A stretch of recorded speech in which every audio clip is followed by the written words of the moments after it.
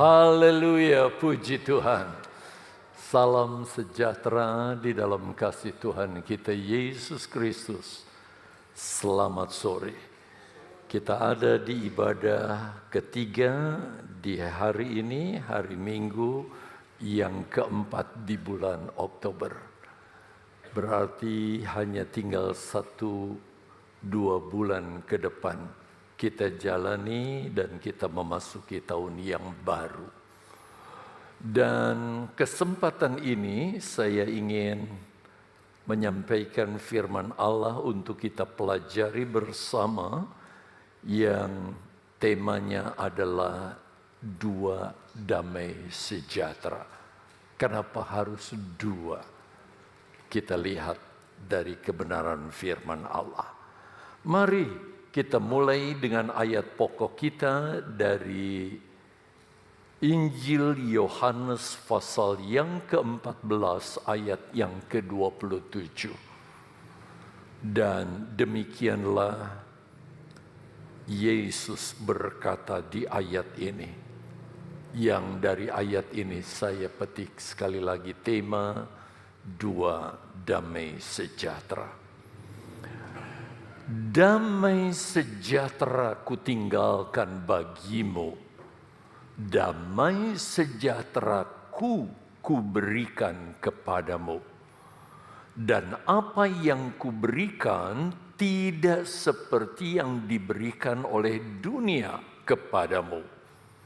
Janganlah gelisah dan gentar hatimu. Diberkati saudara yang mendengar pembacaan firman Allah, apalagi saudara turut membaca, walaupun dalam hati karena saya tidak beri kesempatan untuk saudara mengungkapkannya dengan mengeluarkan suara, dan saudara akan lebih diberkati setelah kira-kira beberapa menit ke depan saudara dapat penjelasannya untuk mengerti apa yang dimaksud firman Allah yang sudah kita baca ini. Saudara praktekkan dalam hidup saudara. Nah, sekali lagi Yesus berkata dalam Yohanes 14 ayat 27, damai sejahtera kutinggalkan bagimu. Damai sejahteraku kuberikan kepadamu. Dan apa yang kuberikan tidak seperti yang diberikan oleh dunia kepadamu. Janganlah gelisah dan gentar hatimu. Bapak, Ibu, Saudara yang dikasihi oleh Tuhan, kalau kita pelajari dengan seksama Yohanes 14 ayat 27, 2 kali atau sebanyak 2 kali Yesus berbicara, berkata, mengungkapkan tentang damai sejahtera kepada murid-muridnya. Antara lain saudara perhatikan, yang pertama di bagian awal ayat yang saya baca tadi, dan kemudian menyusul saudara bagian kedua, Yesus menyampaikan ungkapan yang hampir sama, yaitu tentang damai sejahtera di ayat ini.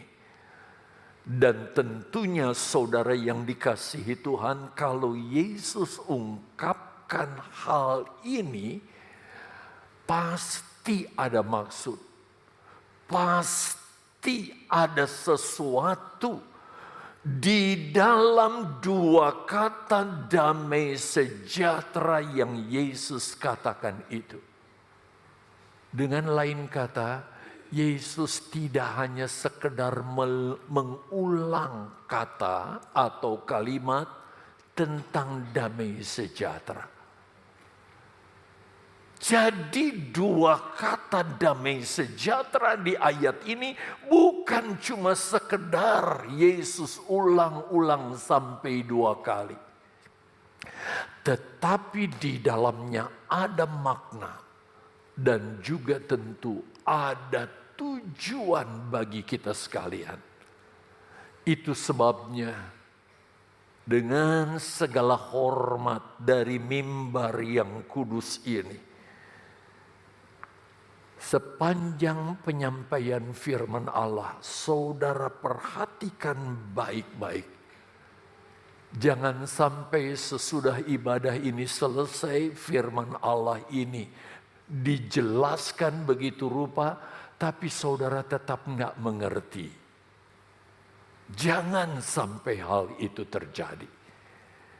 Itu sebabnya saya himbau saudara, yuk perhatian saudara baik-baik pada penyampaian firman Allah ini. Supaya saudara mengerti. Dan benar-benar saudara bisa mempraktekkan ayat ini. Sekali lagi saya katakan kepada saudara, kalau Yesus mengucapkan ayat ini dalam Yohanes 14 ayat 27, Yesus bukan sekedar mengulang ucapan kata damai sejahtera sebanyak 2 kali. Tetapi kita melihat bahwa Yesus punya maksud. Bahkan ada arti dan makna dalam istilah 2 damai sejahtera di ayat ini. Sekarang coba saudara lihat, ini subtema yang saya angkat. Yesus berbicara tentang 2 damai sejahtera. Masalahnya karena ada 2 problem utama yang dihadapi oleh manusia di dunia ini. Sehingga manusia membutuhkan bukan hanya 1 damai sejahtera, tetapi 2. Bapak, Ibu, saudara yang dikasihi Tuhan. Yang pertama, problem yang dihadapi manusia, sehingga manusia membutuhkan damai sejahtera dari Allah, adalah karena yang pertama, manusia menghadapi problem dosa. Tadi pagi saya katakan di ibadah pertama, adakah di antara saudara yang sepanjang hidupnya tidak pernah melakukan dosa, sehingga saudara tidak mengalami problem soal dosa? Saya rasa tidak ada seorang pun yang berani mengangkat tangan dan berkata, saya nggak pernah berbuat dosa. Sebab ketika dia berkata dia nggak berbuat dosa, dia sebenarnya sudah berbuat dosa karena dia berbohong. Gak ada manusia di dunia yang tidak pernah berbuat dosa. Dan yang kedua, bahwa problem kebutuhan hidup selama manusia berada di muka bumi ini, manusia perlu damai sejahtera yang kedua.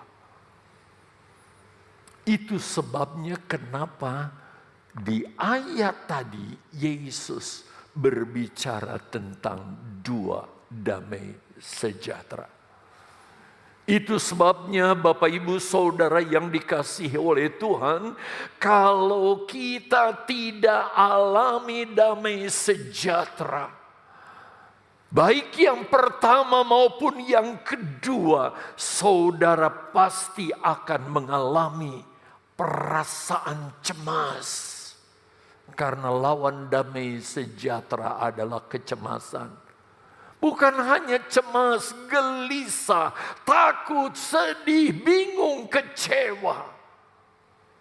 Dan kalau diteliti, diusut penyebabnya karena dua hal tadi. Yang pertama karena dosa. Dan yang kedua karena keadaan yang ada di dunia ini. Yang menyebabkan kita menjadi khawatir dalam hidup ini.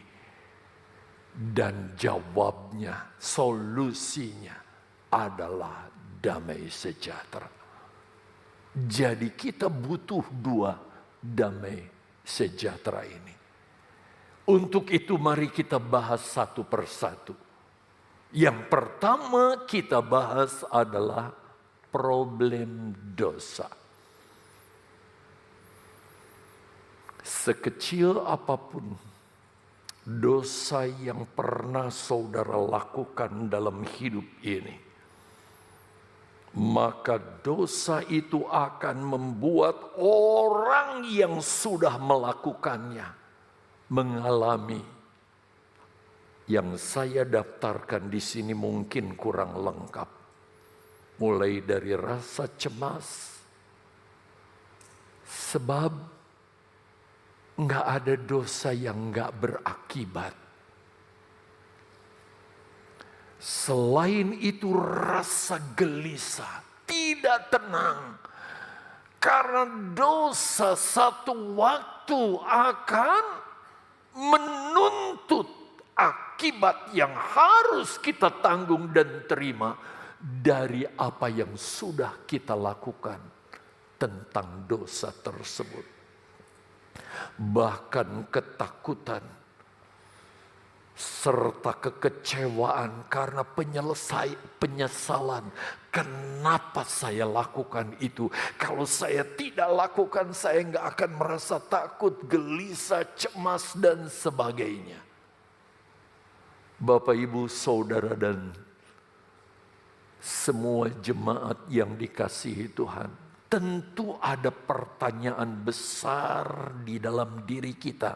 Mengapa harus itu terjadi?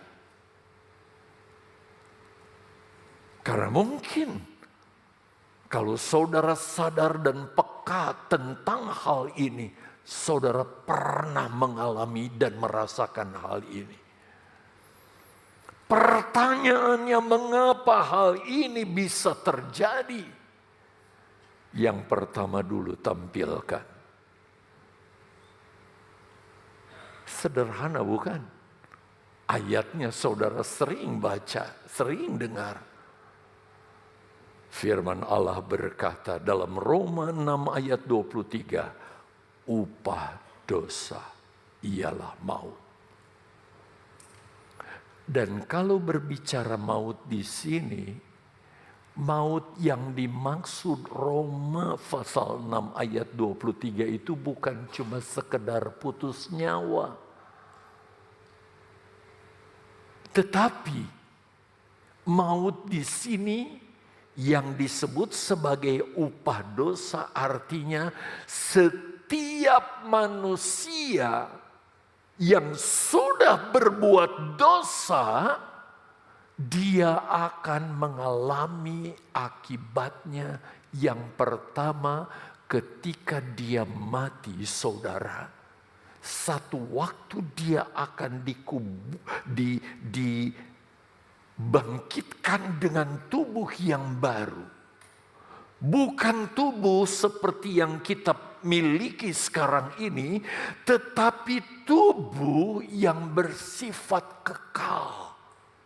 Nggak bisa mati lagi. Lalu dalam tubuh yang tidak bisa mati lagi, orang-orang yang sudah berbuat dosa itu, dia akan menanggung upahnya, yaitu selama-lamanya disiksa dalam api yang kekal. Bahkan kitab Wahyu katakan api dan belerang. selama-lamanya dia akan tersiksa, dia tidak bisa mati. Dan api itu terus membakar tubuhnya begitu rupa. Inilah sebabnya kenapa Yesus harus datang ke dalam dunia ini dan memberikan damai sejahtera. Baik yang pertama, yang kedua. Supaya kita luput dari keadaan ini. Sekarang saya ingin saudara memperhatikan ayat berikutnya yang saya sudah tampilkan ini. Dalam Yakobus 1 ayat 14 dan 15, perhatikan saudara. Tetapi tiap-tiap orang dicobai oleh keinginannya sendiri. Jadi untuk upah dosa ini, saudara nggak bisa salahkan siapapun, bahkan salahkan Tuhan. Kenapa? Karena ayat ini berkata bahwa tiap-tiap orang, siapapun dia, termasuk saudara dan saya, ketika kita masih hidup di masa lalu, kita ini dicobai sampai akhirnya berbuat dosa. Karena apa? Keinginan yang ada di dalam diri kita. Bukan keinginan orang tua, teman, atau siapapun. Sebab manusia memiliki keinginan, dan bukan hanya keinginan yang baik, tetapi keinginan yang jahat, yang ayat ini katakan merupakan pencobaan. Ia diseret dan dipikat olehnya. Keinginan itu menyeret kita, walaupun kita sudah tahu bahwa ini nggak boleh dilakukan, tapi keinginan itu menyeret kita untuk melakukannya. Sesudah kita melakukannya, barulah penyesalan itu datang. Coba lanjutkan kalimat di ayat ini. Dan bila keinginan itu telah dibuahi, keinginan itu bukan hanya jadi keinginan, tetapi akhirnya direalisasi, dilakukan. Ia melahirkan dosa, yaitu perbuatan dosa yang sudah kita lakukan. Dan apabila itu dosa itu sudah matang, jadi dosa tidak mendadak saudara langsung menghasilkan buah, tetapi dia menanti waktu sampai matang, kata ayat ini. Maka melahirkan neraka yang disebut maut di sini. Sebab maut ini bukan sekedar mati, tetapi siksa neraka yang tidak akan pernah berhenti itu. Bapak, Ibu, Saudara yang dikasihi Tuhan, saya ulangi kalimat ini. Dosa tidak langsung berbuah maut, tidak langsung berakibat maut, tetapi dia membutuhkan waktu. Soal berapa lama waktu, itu tergantung saudara dari proses yang terjadi sampai maut itu. Dirasakan, dialami oleh orang yang sudah berbuat dosa. Coba perhatikan ini saudara. Dosa dimulai dari keinginan. Keinginan kemudian dibuahi dengan tindakan, perbuatan yang dilakukan, yaitu perbuatan dosa. Akhirnya dosa itu terwujud, sudah dilakukan oleh para pelakunya yang diseret oleh keinginan itu. Lihat titik kedua. Bila dosa sudah matang, dosa membuahkan maut, artinya semua membutuhkan proses waktu sampai nanti saudara dosa itu berbuahkan maut, dan maut itu jadi kenyataan saudara. Kalau sekarang neraka boleh dikata belum ada, sebab nggak ada orang yang sudah masuk ke sana. Nanti orang yang pertama masuk neraka itu adalah antikris. Itu terjadi saudara saat perang Harmagedon.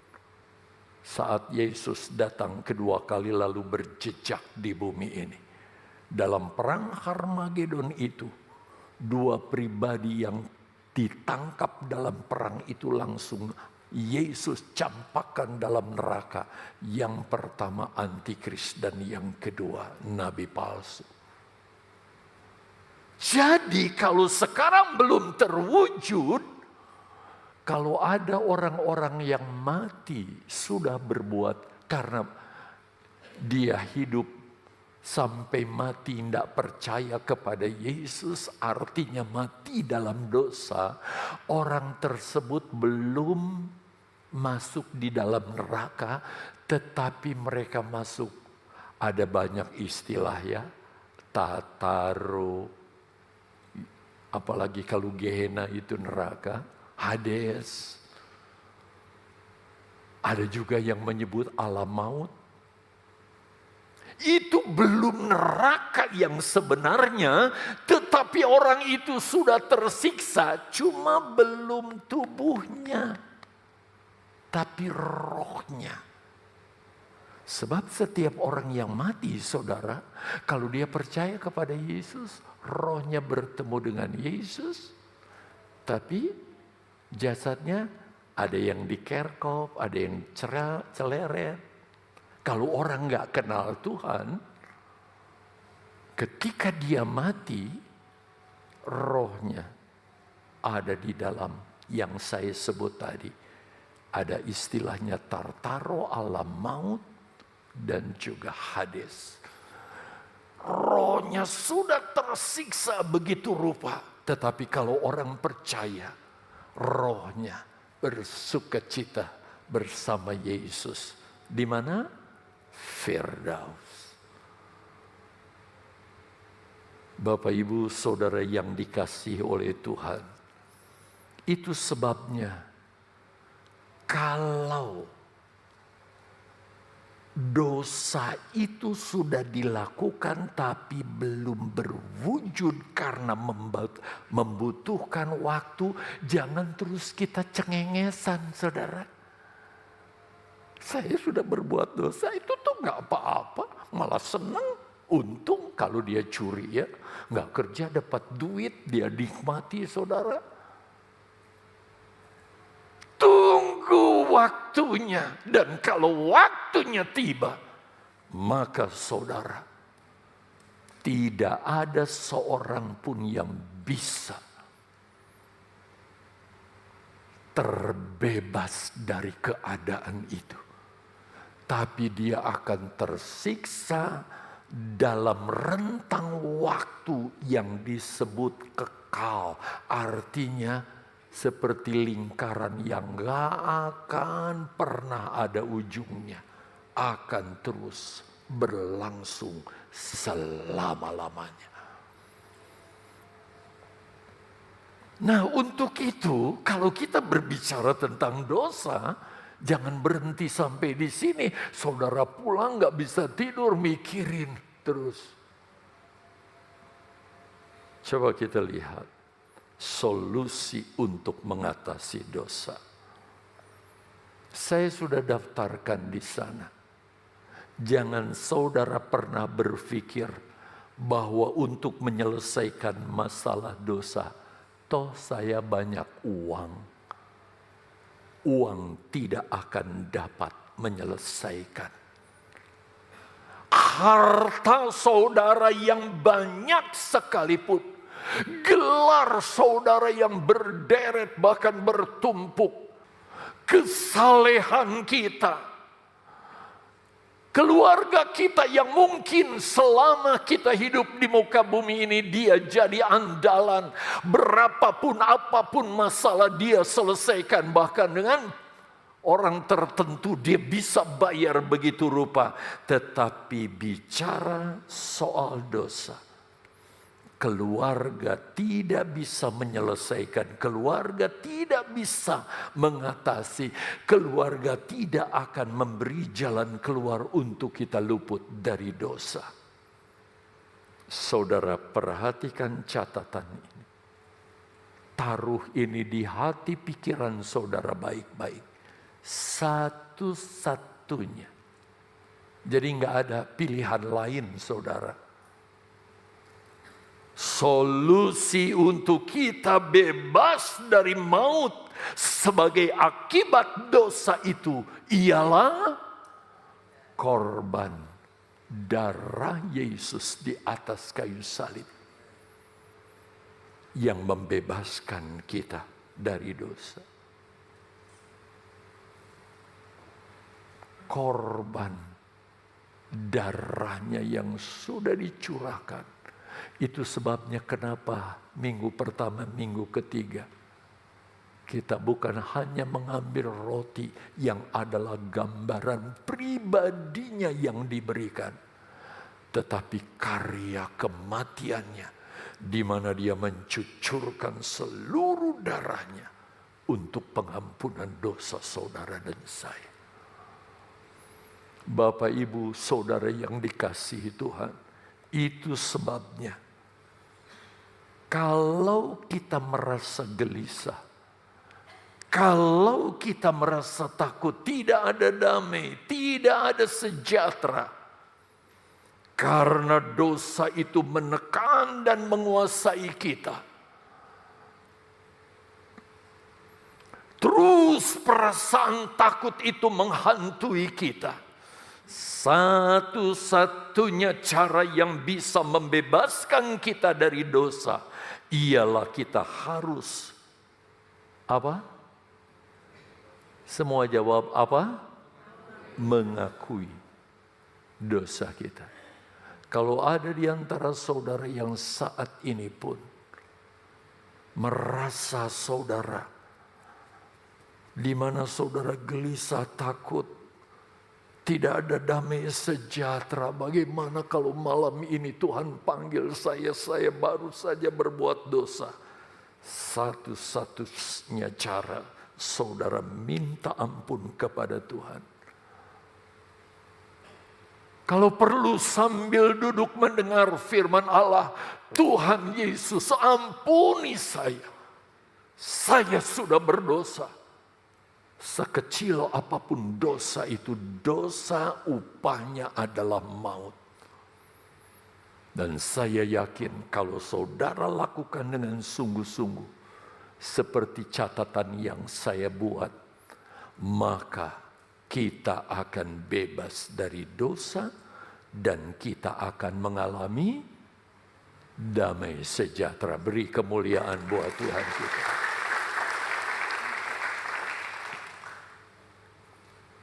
Kalau kita sampai sia-siakan ini. Nah, sekarang masalah dosa atau damai sejahtera yang pertama. Yang Yesus katakan itu. Sudah kita bahas. Sekarang yang membuat kita gelisah, kehilangan damai sejahtera adalah problema hidup. Sebab, seperti yang saya sudah katakan kepada saudara, bahwa setelah kita percaya kepada Yesus, kita juga tidak langsung dipanggil Tuhan lalu masuk sorga. Tapi kita diberi kesempatan hidup. Saya keluarga Kristen. Tadi saya perkenalkan Papa, Mama saya namanya seperti apa. Bahkan tante saya pun saya sebut. Tapi saya baru lahir baru atau bertobat lahir baru umur 16 tahun. Sepanjang usia 16 tahun, 17, 18, 19, 20, 21, 22. Ini tahun depan udah mau ketambahan 1 tahun lagi. Januari ulang tahun saya, saudara. Tambah terus. Nah, sepanjang perjalanan hidup kita di muka bumi ini, kita menghadapi berbagai problem hidup. Lihat catatan. Bagi kita mungkin dosa bukan menjadi problema utama lagi. Karena kita sudah percaya kepada Yesus. Kapan saudara bertobat? Lahir baru. Jangan jadi orang Kristen cuma ke gereja aja ya. Tapi saudara nggak alami pengalaman pertobatan lahir baru. Pertobatan artinya apa? Di mana saudara berhenti dari semua perbuatan masa lalu saudara. Yaitu semua yang berjenis dosa itu. Kita berhenti. Lalu kita jadi ciptaan baru, manusia baru. Sebab orang lain mungkin dulu kenal kita dengan kelakuan seperti ini. Tapi ketika dia ketemu kita berubah. Kita sudah berubah. Sehingga orang itu heran, kok kamu nggak lakukan begini lagi. Ketika diajak ini kamu nggak ikut. Itu masa lalu saya. Sekarang saya sudah jadi manusia baru.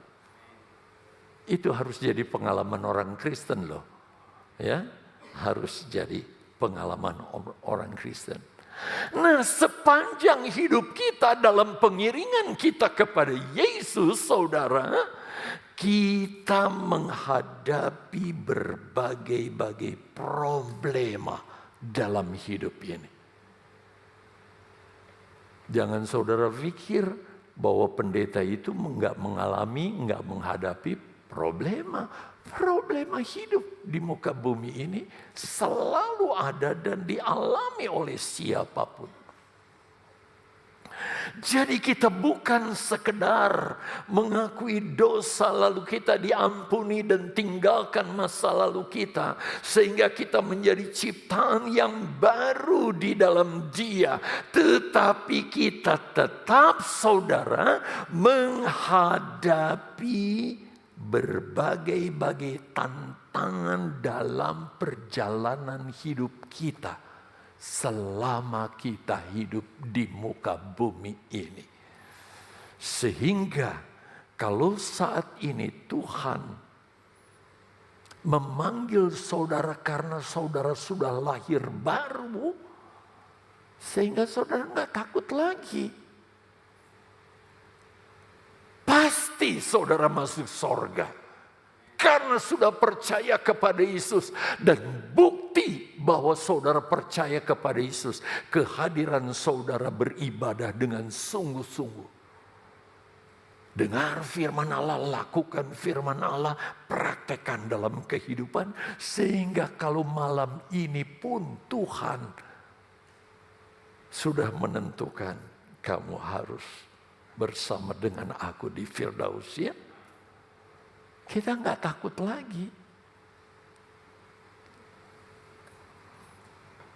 Dengan lain kata, iblis tidak berkuasa lagi mengancam kita, menakuti kita. Sebab kita yakin Yesus sudah membayar lunas dosa kita.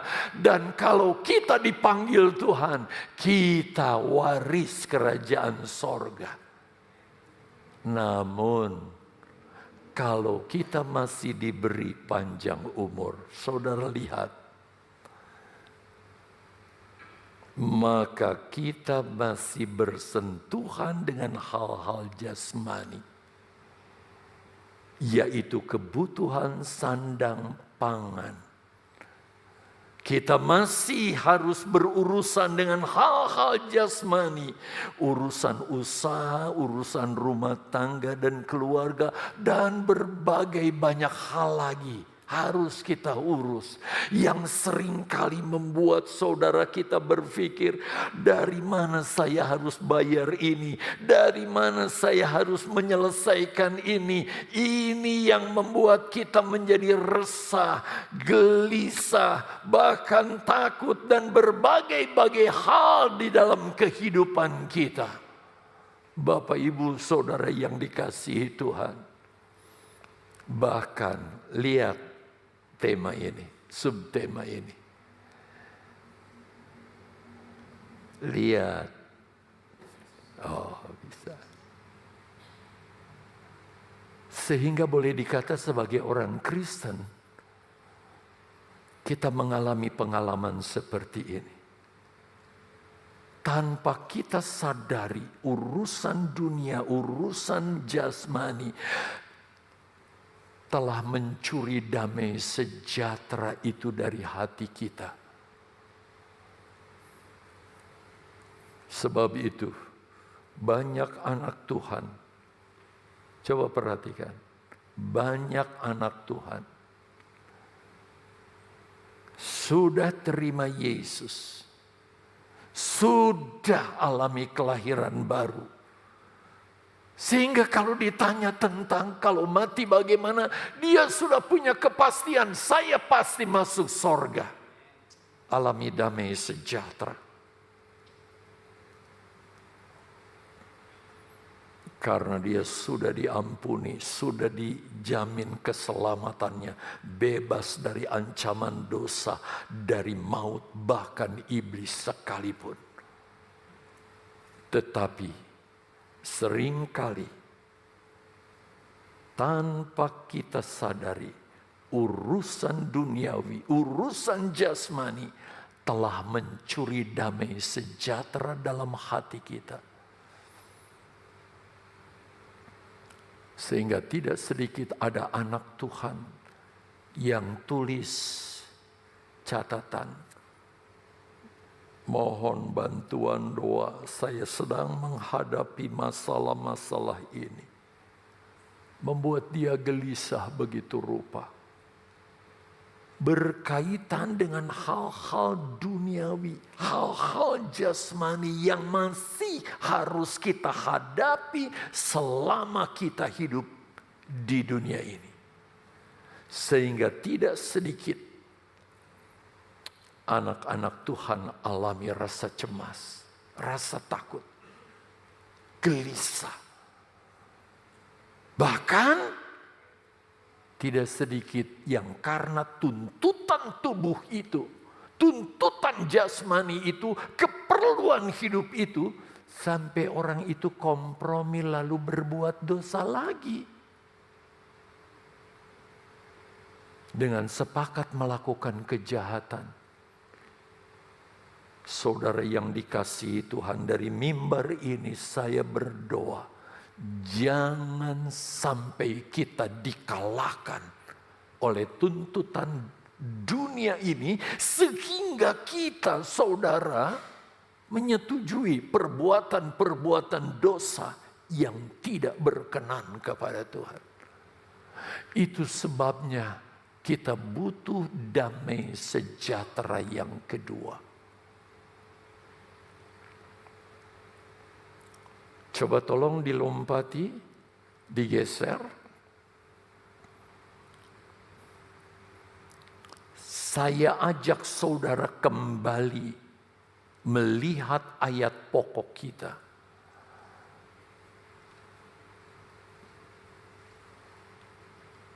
Perhatikan. Yohanes 14 ayat 27. Saya baca. Damai sejahtera ku tinggalkan bagimu. Damai sejahtera yang Yesus tinggalkan itu apa? Adalah Dia datang ke dalam dunia khusus untuk menyediakan keselamatan lewat karya kematiannya. Sehingga ketika orang percaya kepada Yesus, dia menerima damai sejahtera ini, yaitu dosanya diampuni dan dia menerima kepastian selamat masuk ke dalam sorga. Tetapi itu tidak cukup. Apa yang Yesus katakan selanjutnya di ayat ini? Apa yang Yesus katakan? Yang warnanya huruf kuning, berwarna kuning. Damai sejahteraku. Pernahkah Yesus selama di muka bumi ini, dia mengalami gelisah, ketakutan, kecewa, rasa takut dan sebagainya? Menghadapi air, dia bisa seberangi dengan cara berjalan di atasnya. Menghadapi orang-orang yang belum makan 3 hari karena mengikut Yesus. Yesus tanya, berapa roti yang ada padamu? 5. Berapa ikan? 2. Sini bawa kepadaku. Gak ada masalah yang gak terselesaikan oleh Yesus. Dan itu dia tinggalkan bagi kita. Dengan cara apa? Kita percaya kepada dia. Kita dijamin selamat. Tetapi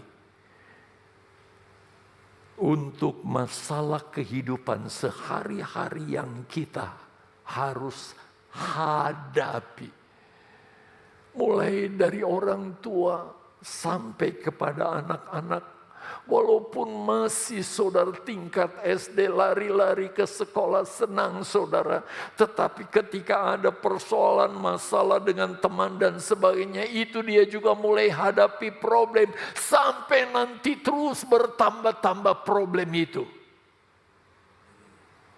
Dan banyak orang saudara gagal dalam kekristenan karena masalah ini. Kenapa? Karena sebagai orang Kristen, dia cuma menerima damai sejahtera yang pertama. Dia sudah percaya kepada Yesus, dapat jaminan pasti kalau mati selamat. Tetapi ketika menghadapi tantangan hidup, banyak yang keok. Koek atau keok? Keok. Sehingga dikalahkan oleh iblis, diseret oleh teman yang dikuasai iblis. Sehingga kita terkecoh kembali melakukan kejahatan masa lalu. Tapi Yesus anjurkan, damai sejahtera, damai sejahtera yang dimiliki oleh Yesus, Yesus berikan itu kepada kita yang percaya. Sehingga dijamin kalau benar-benar kita hidup sesuai dengan kebenaran firman Allah, seperti Yesus selama hidup di muka bumi. Kalau dari lahir 33,5 tahun. Kalau dihitung hanya pelayanannya 3,5 tahun. Dia tidak tergoncangkan sehingga kehilangan damai sejahtera. Dia nikmati damai sejahtera. Dan itu ingin dia berikan kepada kita. Lewat apa dikaruniakan kepada kita? Lewat Roh Kudus-Nya. Itu sebabnya dia berkata, aku akan pergi kepada Bapa dan akan mengaruniakan kepadamu Roh Kudus. Sehingga goncangan seperti apapun keadaan dunia ini tidak akan pernah menggoyahkan kita. Nah, untuk itu sebagai penutup 15 menit dari waktu yang saya masih miliki.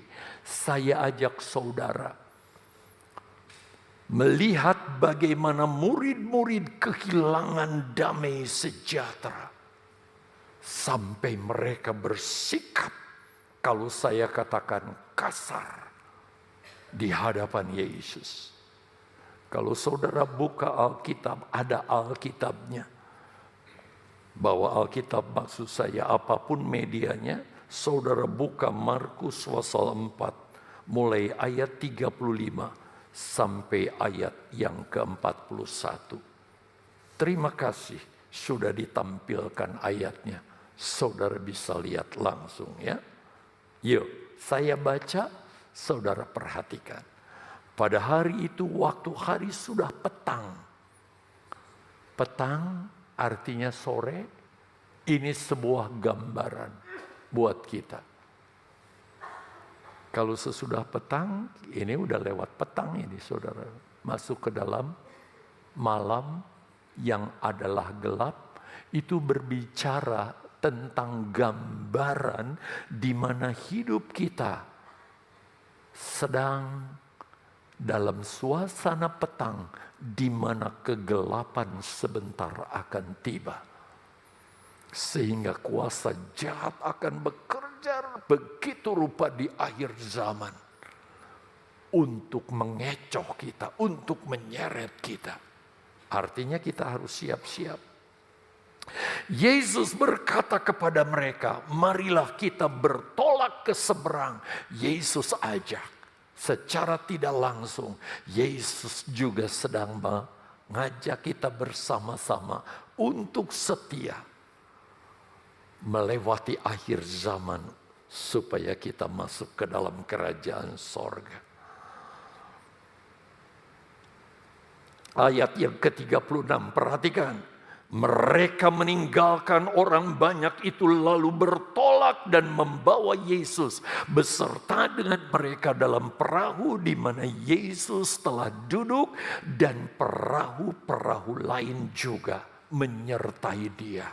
Rupanya bukan cuma satu perahu, ada perahu-perahu lain saudara yang mengikuti Yesus menyeberang, bertolak ke seberang, mengikuti perahu Yesus.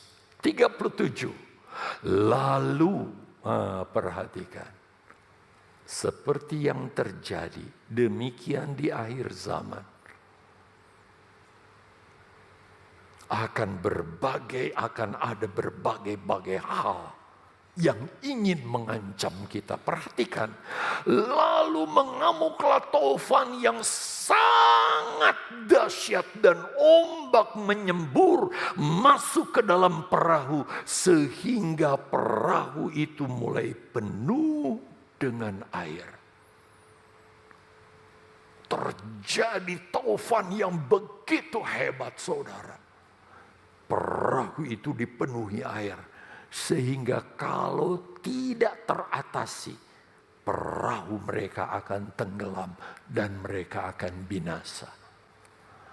Dampak taufan ini seperti apa? Kita lihat ayat 38. Pada waktu itu Yesus sedang damai sejahtera di sebuah tilam. Yesus tahu? Pasti. Tetapi Yesus nggak terpengaruh. Saudara, kalau damai sejahtera yang kedua, yang Yesus katakan, damai sejahtera ku berikan kepadamu. Itu ada di dalam diri kita, mau gonjang ganjing seperti apapun dunia ini. Saudara akan seperti Yesus. Tenang, damai sejahtera. Wow. Tetapi bagaimana dengan murid-murid?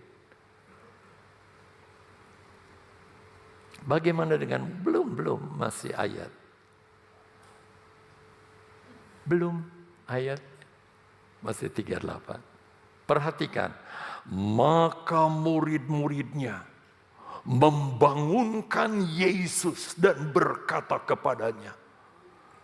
Saya nggak tahu gestur tubuh murid-murid seperti apa, intonasinya seperti apa ketika membangunkan Yesus. Saya yakin mereka nggak akan datang, "Guru, guru, engkau tidak peduli." Saya rasa nggak akan begitu. Mungkin gesturnya, raut wajahnya, "Guru, engkau tidak peduli kalau kita binasa." Wow. Saudara yang dikasihi Tuhan, betapa buruknya kalau damai sejahtera yang kedua itu tidak ada di dalam diri kita.